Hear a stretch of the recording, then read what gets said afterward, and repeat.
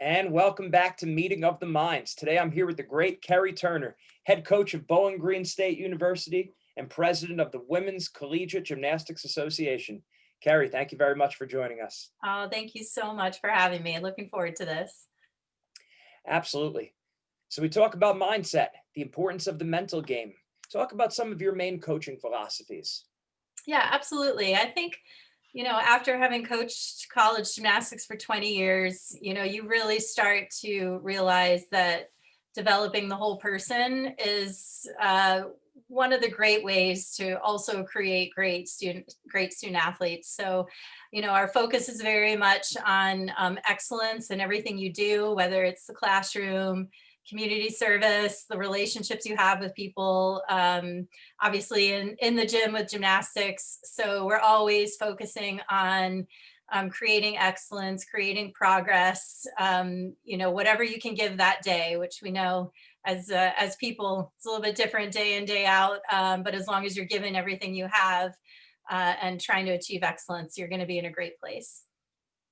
Absolutely. And now, us coming from our unique perspectives, you with gymnastics, myself with wrestling, we're in sports that are both team and individual. So that adds an interesting dynamic. Now, you speak a lot about one team. Can you talk about that a little bit? Yeah, absolutely. So you're right. Individual sport that becomes a team sport in gymnastics, what's really unique is that they really don't see a lot of that team competition until they come to collegiate gymnastics. So now they're at this high level. Everybody on the team is really good, and you're all competing for lineup spots.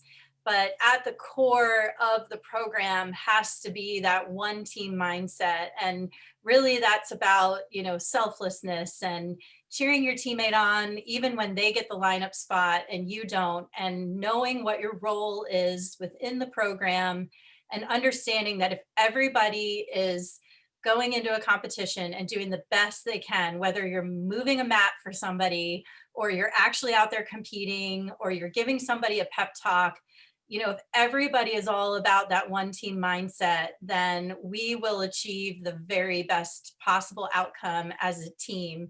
And that takes a lot of conversations, particularly with our incoming freshmen who maybe haven't talked much about team and have never had to compete for a lineup spot before. You can't just throw them out there and expect them to handle it. We meet often and we talk about, hey, situationally, how are you going to handle it when your roommate makes the lineup and you don't? How do you fuel that in a positive way and use it as a motivator rather than get really down or cause a lot of distress for the other person and for yourself? So that takes a lot of talking through and learning curve, but we get in there and we tackle it. That's all. That's really what you have to do. That's it, just planning in advance. And now, another question I always had with gymnastics that I would always think about is once you're at the meet, you're at the competition, and you're watching your teammate, you're cheering them on, and you know you're coming up next. I think about the dynamics there of do you not want to get too emotionally wrapped up into how they're doing? You want to be a good teammate and be there for them, but maybe sometimes you could feel that in your stomach and in your mind if they do well, if they don't do well, and then that creeps into your head for your performance. You see where I'm going with this. Talk about that dynamic. Yes, that's a really important piece of competition day, and something again we have to practice in the gym. How much time does each athlete need before they go up to compete? Typically, I'm telling the athlete that's on deck to compete to be off doing their focus, mental training plans, running through their routine, visualizing their routine, practicing their cue words, and let your teammates, really cheer that athlete that's going on, so that you're mentally ready to step up and go. And for some athletes, they can switch that on right away. Some of them might need to be doing that, maybe two spots ahead of where they go. You really have to know each athlete and know that, hey, this is how much time they're going to need to mentally, prep to be ready to do their job. And then obviously they're hearing the crowd react, they're hearing their team react. So also teaching your team that no matter what happened in that performance, make sure you're getting that next person ready all the time. So, if somebody makes a mistake, high five them anyway. And this year we'll be doing air fives since we can't do high fives. And then make sure you're allowing the excitement and the energy to continue to build for that next athlete who's been mentally preparing to get out there and compete. It's really a team effort. Right. No, that's great. Will you have some girls where you say, well, don't watch it all if that's their specific personality? Yeah, some won't watch the person before they go up. I would say most of them probably aren't watching that performance right before they go, or maybe on particular events. So, beam, balance beam, that's the event I mainly coach. And I can tell you they typically aren't watching the person on balance beam before they go. But maybe vault, which is a really quick dynamic event. Um, they might want to watch that person go and feel like they have enough time to get ready. So again, individual mindset, preparation, knowing your athletes, they really start to get in a rhythm as they're competing, and they know how much time they need to get ready. Makes sense. And you're right, it is individualized. It totally depends on the person. And now talk about how about other factors like looking up at the score, thinking that they needed to get it back or they need to hold a lead. How does that all play into things? Yeah, and I think this is really depends on your coaching philosophy. Personally, I tell my team to not spend any time looking at the scoreboard. That they're in control of their performance, and the score is an outcome. It is a result. So spending time on that really isn't going to do anything to help their performance. So if they went out and did the best routine they could, they'll obviously be judged and a score will come up, but I want them judging it against the very best routine they've done in practice. So if you met that best routine you've done in practice where a lot of the variables are controlled, then you've really done an outstanding job. And if you went above that, even better. Now we can raise the bar at practice. But if you struggled a little bit, then we're focusing on, okay, learn from it. Let's move on to the next event. So, the fans, I don't really want them concentrating on the fans. I don't want them looking at the scoreboard. I really don't want them really spending much time looking at the other team because, again, they don't affect what we are doing. We're always planning in a meet. It's almost choreographed, even the transition from event to event of like staying focused on us, who's going to go get the bars set, who's going to get the vault set, not spending time looking at anything else other than staying as a team. Maybe we'll get together and do a team chair. We're always going to do a huddle and talk about this is what happened. Now this is what we're going to do moving forward. So constantly kind of being in their ears and saying, hey, let's keep doing what we do best and what we practice all the time. I love it. That's a great action focus. And people might look at that and say, oh, it's too nitpicking with the details. No, it's not, because you don't want to have to get to the day of the competition and have to decide those things. And who's going to do this, you or me, or how did I just compete? How did you just compete? It's all figured out ahead of time. Right. Control everything you can. Yeah, and it keeps them calm. They want to know my mat's being moved the same way at practice as it will be in the meet, and who's doing that. They really want to know. They want that comfort because there are going to be variables in the competition setting that we can't control, particularly if we go to an away meet and it's not our equipment, it's not our arena. So even though in practice I'm constantly getting them out of their comfort zone so they're ready for that, there are variables that I want them to know these things are going to consistently happen every time, and you can plan your mental training plan around them. And that's usually helping them get comfortable so that they're confident and ready to go out and compete. That's great. Really, really tremendous. Hey, do you have them ever write it down of what they're going to, or if maybe if there's any sticking points where, not a sticking point, but a key area that someone keeps making that mistake? Hey, no, write this down. This is what you're going to tell yourself. Yeah, absolutely. And, positive self-talk and keywords, those two things come out of my mouth every single day at practice. And especially at the meet, I'm always reminding them, make sure that voice in your head is telling you great things when you're going out to compete, and, really trying to push away any negative thoughts or thoughts of discomfort, because again, that's where you start to lose a little bit of your confidence.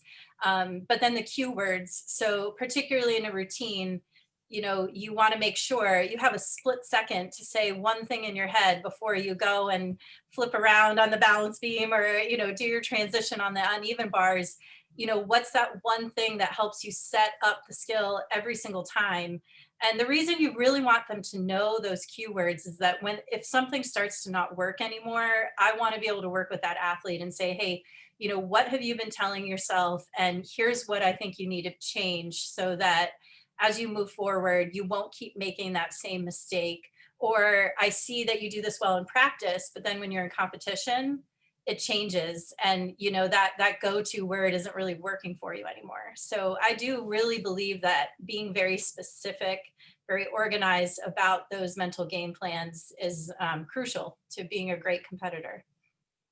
Absolutely. And that you have it pinpointed, you know exactly what you could go back to. It's like, right, this is what we got to fix. Right, right. It's almost choreography. I mean, they're all their routines are choreographed, but you have to choreograph the mental game plan. It's like a layer that has to be kind of above all of it. Because if they're not together in the mindset, it's going to be really hard for them to be successful on meet day. And like I said, it's finding for each individual athlete. Some of them are thriving on the adrenaline. Some of them need that breathing technique to bring them down a notch before they go and compete. And it's different for each one. And probably one of the greatest challenges as a college coach, because you're bringing them in from all over, different gyms, different training, and you really have to figure out what makes them thrive in the competition arena. Absolutely. And now, as you spoke about before, about we're comparing ourselves to our best practice performance, Yeah. right? So what happens if in the beginning of the routine, they miss something simple? Okay, now we have the rest of the performance and it's probably not going to meet that. How do they reset themselves? Yeah, and I think again, in practice, making sure the assignment reflects that. So if they make a mistake in practice, not letting them just start over all the time. Like finish the routine. Make sure that they understand. And I say this often: is just finish strong. So if you make a mistake, make sure that take that breath before you go again. Make sure you've got your mind right, and then let's get back to fighting for everything we can get out of the rest of that routine. And a lot of times we talk about that example. I mean, if you make a mistake and it's one mistake, you're still going to try and get the best score you can. But if you just say, oh, well, I messed it up, and now you make all these additional mistakes, that's going to come back on your team and your team score. And that's kind of where that one team mindset comes in of like, okay, now I've got to really attack this. I've got to get my focus back. And oftentimes we don't get that chance to talk to them in that moment. They got to get back up and go. So we've got to train it in practice. So it's just part of how they know how to handle the situation. Excellent. Makes sense. Another question for thinking about the transition from high school to college. What are Mhm. some of the biggest mental and emotional transitions you see? Yeah, I mean, our athletes are coming from club programs, so they're training year round at a club program and then coming to a collegiate program. So, I mean, I think the biggest change, as we talked about, is the team focus.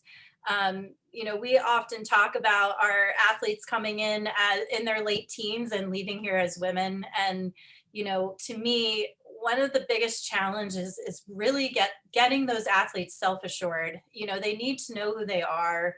They need to have more of a partnership. I think the student athlete coach relationship needs to be this partnership where they can take some ownership in what their training is. Oftentimes they're a little shy to communicate at first, so they're coming in and, who I'm a college athlete, and I'm going to try and figure out how this all works, and I'm asking them every day, how are you doing? And I always tell them, don't say fine to me. I'm not going to accept that answer. I want you to dig a little more. I need to get to know you, so that I can understand how we can train in a way where you and I are in it together. You can take some ownership for this. You can get to know who you are as an athlete. And then that confidence really starts to shine once they feel very assured in who they are, their self-esteem stronger, their confidence is stronger. To me, that's the biggest difference. My best competitors are very self-aware and very confident. They're very positive. And that takes time to develop. It doesn't just happen right away. Absolutely. It makes sense. And that's, I've heard sports psychologists say in the past, how are you really doing? Instead of Yeah, just how are you doing because everyone says fine or I'm good. It's, right. how are you really doing? And like you said, that self-awareness and that Mhm, being able to dig down. And I guess a lot of times we're lazy thinkers. And mhm. especially now with we have, the social media and everything that's just Sure, at our fingertips, we don't take time to reflect. Everything is, we're kind of buffered between ourself and the world, right? So absolutely. we have that self-awareness, that's going to pay off in gymnastics and school and their career and in life. Absolutely. I mean, I reached out to some of my alums and just said, "Hey, what did you take away from our program?" And one of them said to me, I came in as a teenager and left as a very confident woman, ready to go out into the world. And I feel like I have an edge. And, that kind of feedback is so helpful because, like I said, I'm trying to grow the person, not just, the value of the student athlete has to be much more about the person and not just what are you going to bring to us athletically. There are times when they need to be vulnerable, they need to let down their guard, but then once they're in the gym, we can use that to help them really cue in on what do we want to get done today, because their mind's kind of free of it at that point and they're focused and ready to go. So having those, side conversations or having individual meetings to get to know that the student athlete as a person tends to really pay off and their confidence being built, their self-esteem growing. They need to know who they are. They're going to compete better when they're confident in themselves. Makes sense. And now when you're having those meetings with the women, are there any key questions? I know there's no magic pills, but do you find that framing things a certain way or asking certain questions evoke a better reaction than others?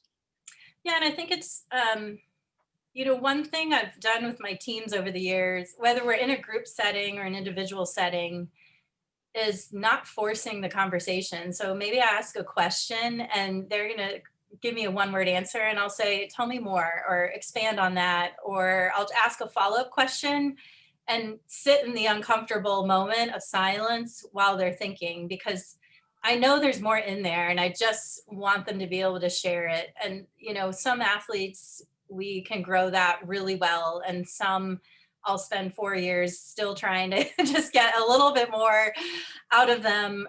But even in team meetings, it sometimes I'll ask a question and I'll just look at them and say, "This is not a rhetorical question," and they'll sit and stare, and then I'll say, "I'll wait till somebody's ready to answer," and then all of a sudden they start to feed off of one another. So I think as leaders, sometimes we want to feel like we need to have all the answers or we need to be able to guide the whole conversation, but when you step back and let that silence happen, they're going to start talking, and once they start talking you really see where they're coming from and what motivates them, and then I can serve them much better as a leader at that point.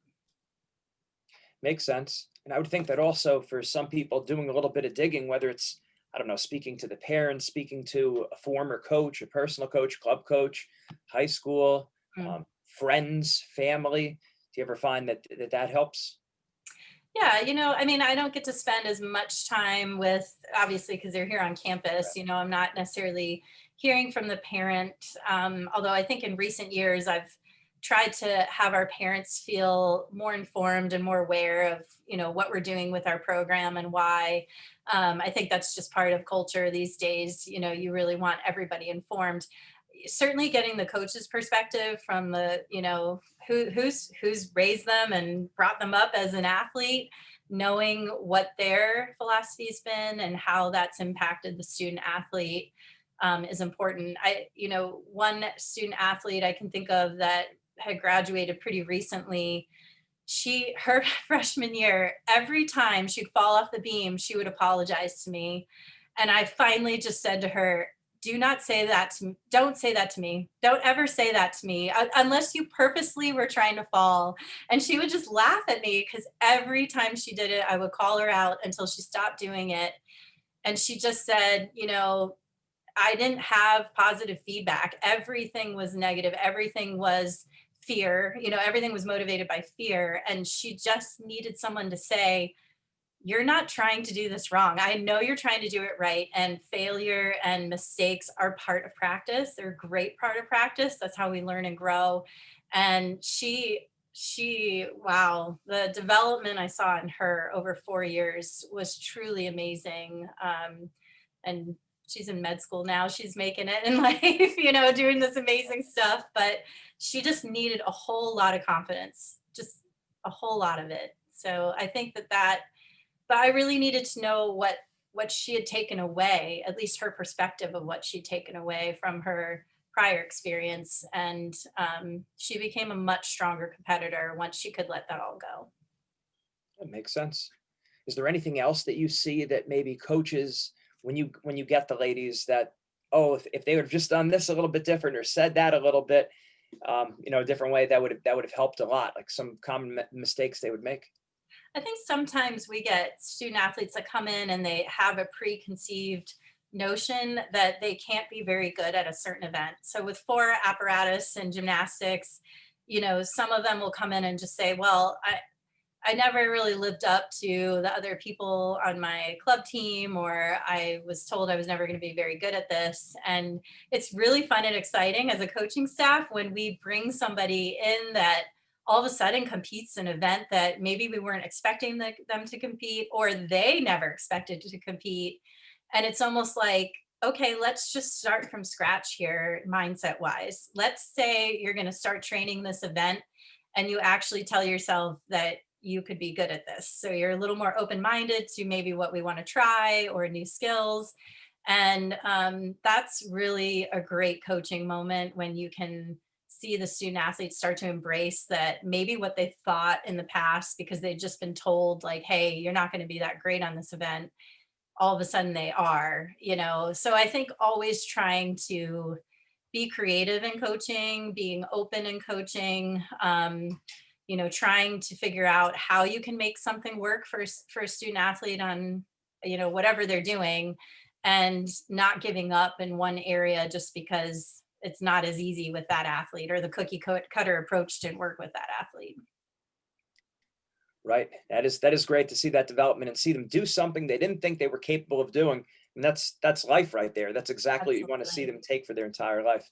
Absolutely. Creativity's, I think that's a huge part of coaching. And it's exciting when you can push yourself as a coach to, hey, maybe this worked in the past, but I'm going to try something new. And, that's the exciting part of coaching, is getting to be so creative. Absolutely. And I guess last question would be, during the whole COVID time, uncertainty, we don't know what it's going to be like this year, next year, the future. How do you keep the ladies motivated? What do you recommend athletes to do to stay prepared? What else can they be working on during this time? Yeah, and I'm sure you've heard this. I'm sure they've heard this, but our mantra has just been control the controllables. There are so many great things that student athletes could be doing during this time. So, if you're not able to train, if something's shut down, the podcasts, the reading you could be doing, the mental training you could be doing, trying something new physically, that's really good and healthy for athletes to, if they're going to train something in their living room that they've never done, obviously not a gymnastic skill, but do a workout online that you've never tried, yoga or something like that. I think there's purpose and opportunity in every single day, and looking at that day and being very intentional. So writing down, like, hey, today I'm going to do my mental training sets. I'm going to try a workout I've never done just to have some fun, but be active.